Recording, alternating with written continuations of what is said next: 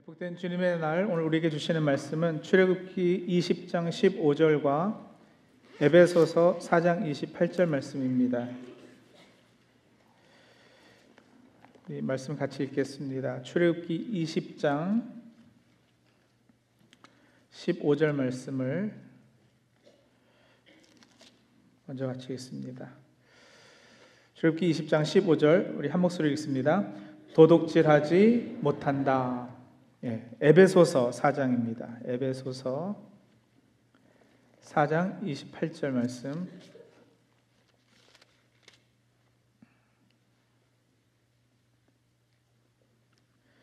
우리 같이 한 목소리 읽겠습니다. 도둑질하는 사람은 다시는 도둑질하지 말고 수고를 하여 제 손으로 떳떳하게 벌이를 하십시오. 그리하여 오히려 궁핍한 사람들에게 나누어 줄 것이 있게 하십시오. 아멘. 10계명을 보시면 제5계명까지는 계명을 주시고 나름 그 계명을 주신 이유나 근거를 간단하게나마 설명해 주셨습니다. 또 그 계명을 지켰을 때 주실 복의 내용도 말씀해 주셨습니다. 하지만 제6계명에서 제9계명은 보시면 매우 간단하고 다른 부연 설명이 따르지 않습니다. 살인하지 말라, 끝.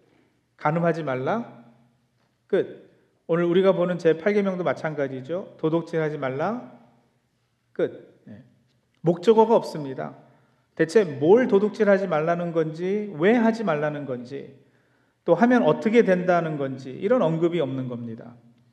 그래서 출애굽기와 신명기에 성경에 10계명이 두 번 지어지거든요. 출애굽기에 한 번 기록이 있고 신명기에 또 한 번 기록이 있고, 그 10계명을 주시고는 그 계명들을 잘 지키고 구체적으로 적용하도록 돕는 시행 세칙들을 기록하고 있는데, 출애굽기에는 21장을 거쳐 22장에 매우 세부적으로 시행 세칙들을 기록하므로 10계명 각 계명들의 그 의미와 원리를 잘 이해할 수 있도록 돕고 있습니다. 지난주에도 간음하지 말라는 계명의 시행 세칙들을 우리가 찾아보았습니다.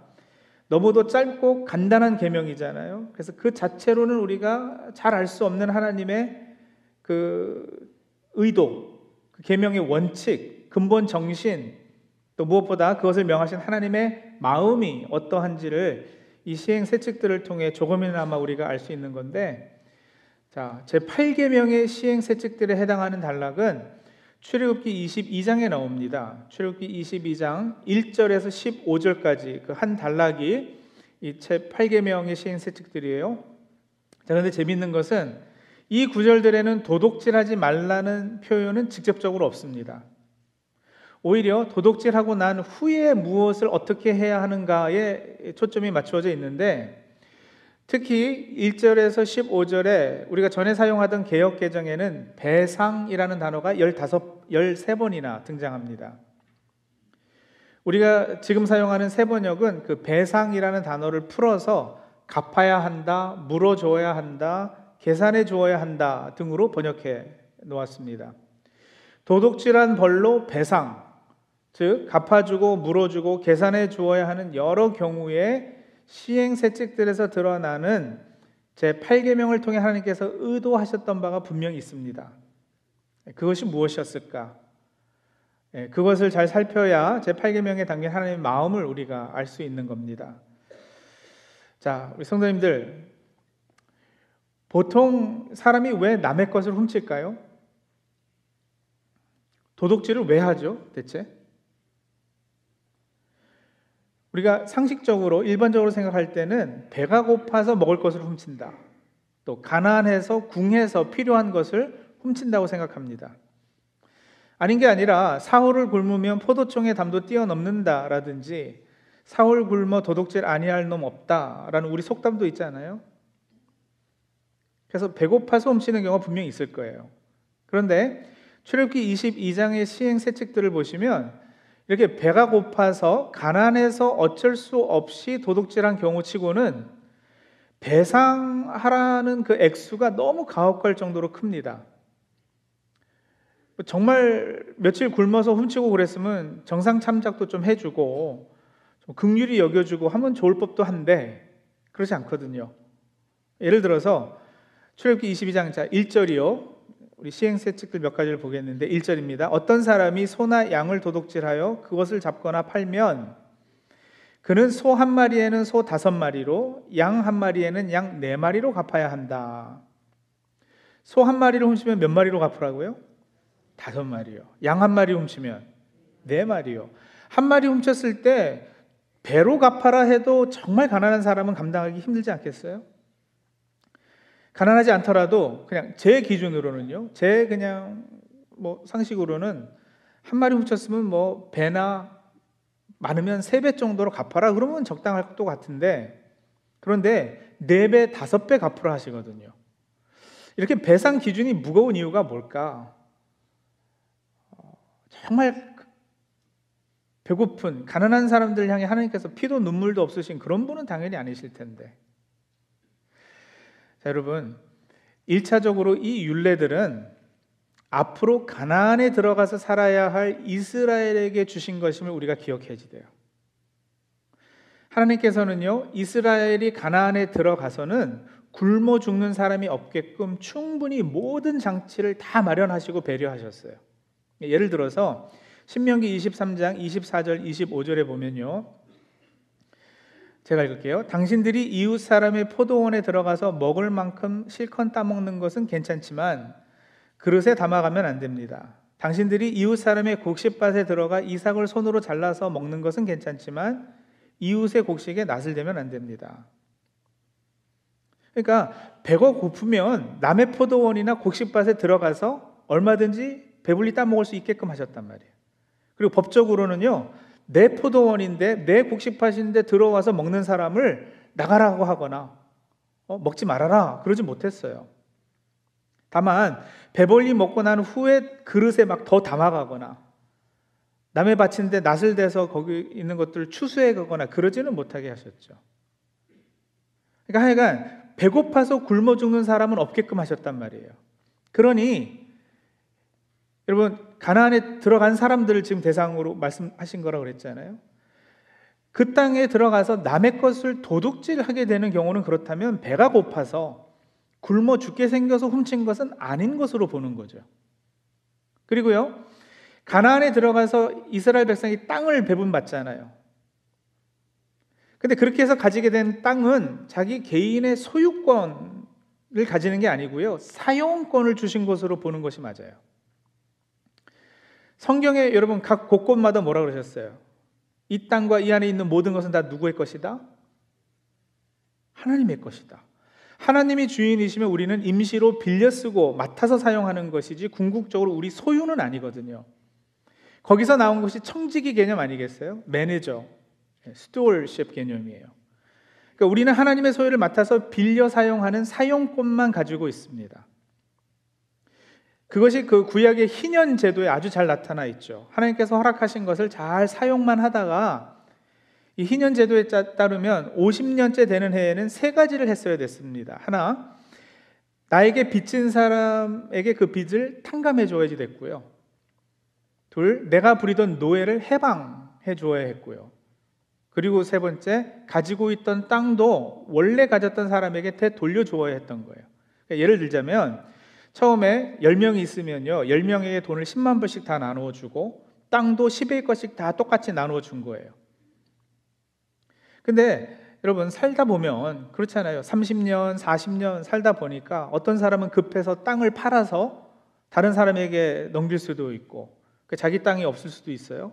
또 누구는 뭐 한 40년 이렇게 살다 보니까 돈을 많이 벌어서 부자가 되고 다른 사람은 가난해지기도 하고 그래서 딴 사람 집에 노예가 되기도 하고 이런 경우들이 생긴단 말이죠. 그런데 7년 안식년이 7번 행해지고 난 다음에 찾아오는 50번째 해에는 무조건 하나님께서 말하자면 리셋 버튼을 누르게 하신 거예요. 빚진 거 다 없다고 해주고 노예 다 풀어주고 땅도 본래 분배받았던 그 사람에게 돌려주고 그래서 처음부터 다시 시작할 수 있도록요. 근데 이 제도가 주어진 배경에는 그 땅도 물질도 사람도 다 궁극적으로는 하나님의 소유라는 개념이 담겨 있는 거죠. 내가 가진 재산, 땅, 부가 다 하나님께서 나에게 맡겨주셨기에 임시로 내가 사용하는 것이지 절대적인 개인 재산권은 주장할 수 없었단 말입니다. 그러니 성경에서 남의 것을 훔치면서까지 더 많이 가지려 한 것은 배고픔의 문제이기 전에 가치관의 문제이고요. 가치관이 그렇게 흐트러지는 것은 결국은 신앙의 문제이고요. 탐욕과 탐심의 노예가 된 결과로 보는 거죠. 어쩌다 한번 잘못하거나 일시적으로 실수한 것으로 보는 것이 아니라 바늘도둑이 소도둑 되는 것처럼 오랜 시간 잘못된 가치관을 가지고 살면서 생겨난 죄의 습관, 잘못되고 굳어진 나쁜 삶의 성향으로 보는 거예요. 자, 양이 더 비쌀까요? 소가 더 비쌀까요? 소가 더 비싸죠. 그러면 소 갚기가 더 힘들지 않겠어요? 그런데도 소를 훔치면 5마리를 배상하라고 그랬고요. 양은 4마리를 배상하라고 그랬어요. 왜 그럴까? 자, 힌트를 제가 조금 더 드리고 답해 드릴게요. 자, 출애굽기 22장 이제 2절을 보세요. 조금 전에 1절 읽었고요. 2절이요. 밤에 도둑이 몰래 들어온 것을 알고서 그를 때려서 죽였을 경우에는 죽인 사람에게 살인죄가 없다. 그런데 3절입니다. 그러나 해가 뜬 다음에 이런 일이 생기면 그에게 살인죄가 있다. 밤에 들어온 도둑은 죽여도 됩니다. 낮에 들어온 도둑은 죽이면 안 돼요. 이것도 언뜻 이해가 어렵죠. 밤에 들어온 것하고 낮에 들어온 것하고 뭐가 그렇게 다르기에 하나는 죽여도 될 정도로, 그리고 하나는 죽이면 안 되는 이런 다른 적용을 하게끔 하셨을까? 그리고 한 가지 더요. 4절이요. 그가 도둑질한 짐승이 소든지 낙이든지 양이든지 아직 산채로 그의 손에 있으면 그는 그것을 두갑절로 물어주어야 한다. 아까 소는 5마리, 양은 4마리라고 갚으라 한 것은 훔쳐서 벌써 다른 곳으로 팔아 넘긴 경우고요. 지금 4절에 소, 낙이, 양 상관없이 아직 팔아 넘기지 못하고 산채로 있는 경우는 그냥 몇 배요? 2배만 물어주면 된다고 그러는 거예요. 자, 이런 규례들이 대체 어떤 기준을 가지고 이렇게 주어진 것일까? 이런 겁니다. 자, 소를 훔치는 사람은 여러분 처음부터 소를 훔치는 게 아니에요. 사람이 그렇거든요. 처음에는요, 땅에 뭐 한 5불짜리 하나 떨어진 거 보고도요, 이렇게 발로 밟고서는 두근두근 하잖아요. 어쨌든 내게 아니니까. 그리고 사람들 없어질 때까지 서 있다가 아무도 안 볼 때 주워요. 근데 그것도 몇 번 하면 담대해집니다. 그래서 여러분, 토끼 훔친 사람이 나중에 양 훔치고요, 양 훔친 사람이 소 훔치는 거예요. 카지노 가보셨나요? 처음에는요, 거기 1센트 놓고 땡기는 거 있어요. 다들 안 가보셨군. 저만. 네. 1센트 넣고 땡기다가 나중에는 5센트짜리 넣게 되고요, 25전짜리 코로 넣고 땡기다가 나중에는요, 에이 1불짜리 넣어봐? 이렇게 되는 거예요. 그게 사람이거든요. 점점 담대해지는 거예요. 양도둑질을 몇 번 해본 사람이어야 소를 훔칩니다. 처음부터 소도둑이 아니에요. 그러니까 소를 훔친 사람에게 더 갚기 힘든 5배를 갚으라고 하는 것은 그만큼 그 사람에게 도둑질이 익숙해진 것으로 보았기 때문이에요. 밤에 도둑질하려고 들어온 것은 전문 도둑놈입니다. 낮에 들어온 도둑은 그저 좀도둑입니다. 소를 훔쳐서 팔았다라는 것은 벌써 매물장이까지 끼고 연결이 된 전문가라는 거예요.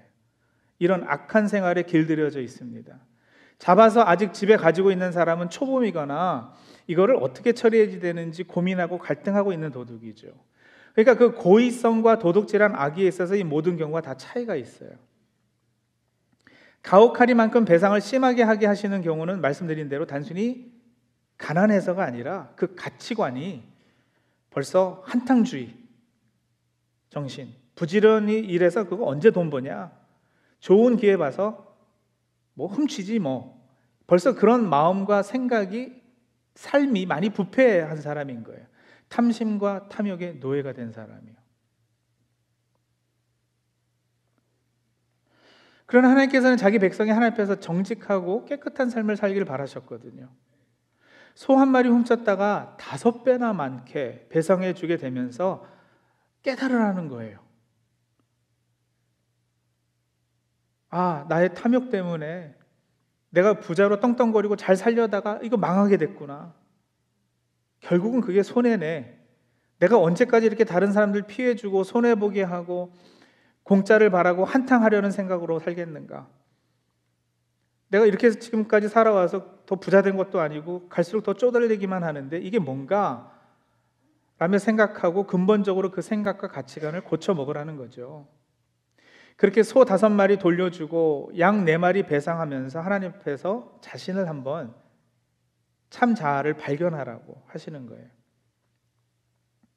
예수님께서 한 번은 이런 말씀하셨잖아요. 너희는 조심하여 온갖 탐욕을 멀리하여라.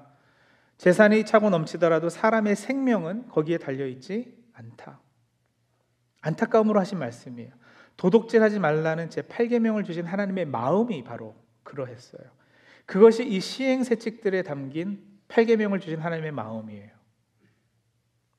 그뿐 아닙니다, 여러분. 사람의 생명이 소유가 넉넉한 데 있는 줄로 아는 물질 만능주의의 마음을 가지게 되면 그것의 당연한 열매가 뭐가 되게 되느냐면 다른 사람을 하나님의 형상을 소중한 귀중한 존재로 보는 것이 아니라 내 탐욕을 채워줄 수단으로 여기게 돼요. 내 유익을 위해 남을 이용하고 악용하게 됩니다. 이게 도둑질을 가능케 하는 근본 이유거든요. 보십시오. 배고파서 훔치는 경우가 물론 있어요. 근데 하나님께서 다 마련해 주신 상황에서는 배고파서 훔치는 것도 아니고 가치관이 틀려져서인 거예요. 가치관이 틀려지면은 어떤 결과를 낳느냐? 말씀드린 대로 사람을 도구화하고 비인격적 대상으로 여기면서 자기의 부를 축적을 해가요. 여러분, 그래서 도둑질의 뿌리는 여기까지 가야 뿌리가 발견되는 거예요. 다른 사람을 내가 부자 되는 목적의 수단 삼으니까 훔치는 거란 말이에요. 그러니 종업원에게 정당하게 임금을 주지 않는 거예요. 그러니 장사하면서 저울을 속이는 거예요. 직원으로서는 적당히 시간만 때우면 되지 내일같이 여기면서 일하지 않아요. 회사는 사장은 내 돈벌이 수단일 뿐이에요. 다른 사람의 돈을 빌려놓고는요, 자꾸 나중에 갚을게 미루다가 안 갚아버리는 거예요.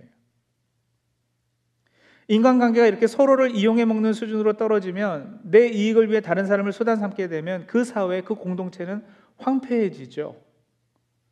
함께 망하는 겁니다. 더 많은 법과 더 복잡한 법이 필요하게 되고 더 강력한 벌을 주어야 유지되는 사회, 서로 고소하고 물고 뜯는 경쟁사회, 점점 더 살기 어려운 곳이 되고 말아요. 다른 사람을 하나님의 형상을 지닌 인격적인 존재로 보지 않고 돈벌이 수단이나 도구로 여김에 절정은 그래서 여러분 나중에는 사람을 유괴하거나 인신매매하는 것까지도 그죠? 돈벌이 수단이니까 인신매매하는 거예요. 그래서 여러분 바울 선생님은요 신약에 들어와서 디모데전서 1장에 보면은 제 8계명을 이렇게 이해를 하고 있어요. 자, 디모데전서 1장 9절부터 제가 읽을게요. 율법이 제정된 것은 의로운 사람 때문이 아니라 법을 어기는 자와 순종하지 않는 자와 경건하지 않은 자와 죄인과 거룩하지 않은 자와 속된 자와 그리고 자 바울 선생님이 의도적으로 여기서부터 5계명에서 9계명을 동일한 이 순서로 나열하고 있는데요. 자, 아비를 살해하는 자와 어미를 살해하는 자와 이거는 몇 번째 계명과 관련이 있을까요? 5계명이요. 그 다음에 살인자와 이거는요 6계명이요. 그 10절입니다. 간음하는 자와 남색하는 자와 이거는 당연히 제 7계명과 관련이 있겠죠. 그리고 이제 8번째 계명의 순서에는 뭐라고 하고 있느냐면은 뭐라고 했어요? 사람을 유기하는 자와 도둑질하는 자와라고 하지 않고 이걸 바울의 이해는 이걸 유기하는 자와 이랬고요. 개역개정을 보면은 인신매매하는 자와로 번역해놨었어요. 그리고 그 다음에 나오는 것이 거짓말하는 자와 거짓맹세를 하는 자와 이거는 당연히 9계명과 관련이 있잖아요. 그러니까 순서대로 이렇게 적어 내려가는데 제 8계명 순서에서 유기하는 자, 인신매매하는 자 이걸 썼단 말이에요. 그러니까 바울 선생님은요 제 8계명이 도둑질 하지 말라의 뿌리까지 파고들고 꿰뚫어 보신 거죠. 단순히 일반 물건을 훔치는 것을 금한 것 이상으로 사람을 팔고 사거나 인질을 잡거나 유괴하거나 아이를 팔아서 앵벌이 시키거나 하는 다른 사람을 자신의 부에 도구화 삼는 거, 사람이 그저 수단인 거, 이것이 도둑질의 뿌리라고 보신 거예요. 근데 여러분, 하나님은 우리를 수단이 아니라 목적으로 삼으셨습니다. 우리가 목적이었기에 자신의 독생자를 희생하시면서까지 우리를 살리셨습니다. 우리를 어떤 수단으로만 삼으셨다면 성자 하나님께서 친히 육신을 입고 오셔서 십자가를 지실 이유나 필요가 전혀 없습니다. 수단이 뭐예요? 도구가 뭐예요? 사용하다 필요 없으면 버리면 되잖아요.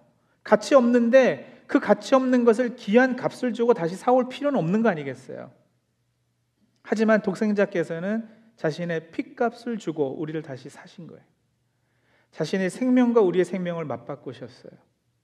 그 일을 하시려고 십자가에서 절정을 이루는 우리 주님의 지상에서의 마지막 한 주간, 그걸 우리가 뭐라고 부르죠? 고난주간이라고 부르잖아요.